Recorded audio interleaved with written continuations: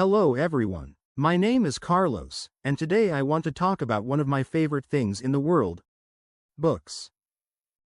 As a chef from Brazil, you might think my life is all about food, and you're not wrong. But what you might not know is how much books have influenced my journey as a chef and my goal to improve my English. Let me tell you more. First of all, let me start by saying that books are like secret recipes. They contain all the knowledge and inspiration you need if you know where to look. Growing up in Salvador, Brazil, my first books were actually my grandmother's handwritten recipes. She had a little notebook full of traditional Bolivian dishes like moqueca and acarajé. That's where my love for cooking and for storytelling began because, in many ways, recipes are stories, stories about culture, history, and love. Now, as a professional chef in São Paulo, books have become even more important in my life. Cookbooks are obviously a huge part of my collection. Some of my favorites include The Joy of Cooking and Salt, Fat, Acid, Heat by Samin Nosrat. These books aren't just about recipes, they teach you techniques, the science behind flavors, and how to create something truly special. For me, they're like having a mentor in my kitchen. But books aren't just about cooking. They've also become a key tool in my journey to learn English. As someone who dreams of working in international restaurants and sharing Brazilian cuisine with the world, I know how important it is to communicate in English.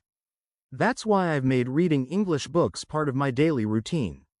It wasn't easy at first, especially with all the cooking terms and slang, but I started small. For example, I began with bilingual cookbooks that had recipes in both Portuguese and English.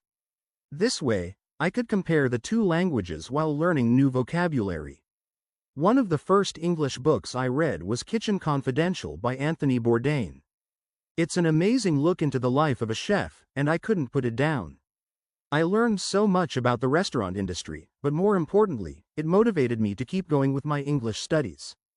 The book was a reminder that being a chef is about more than cooking, it's about passion, hard work, and always learning. Another way books have helped me is by teaching me about cuisines from around the world. For example, I recently read Ottolenghi Simple, which is all about Middle Eastern-inspired dishes. It opened my eyes to new ingredients and flavors I had never worked with before. And reading it in English made me feel like I was preparing myself not just for the kitchen, but for the global culinary world. Now, let me share a little about how I fit reading into my life. As you can imagine, a chef's schedule is pretty crazy. But I've found small moments to read throughout the day. For example, I keep a book in my locker at the restaurant, and during my breaks, I'll read a few pages.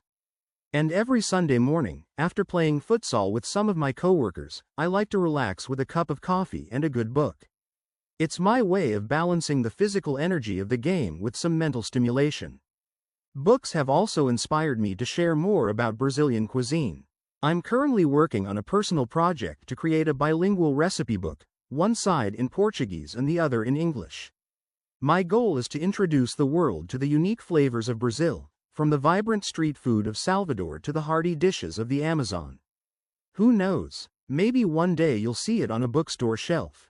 If you're learning English like I am, I can't recommend reading enough.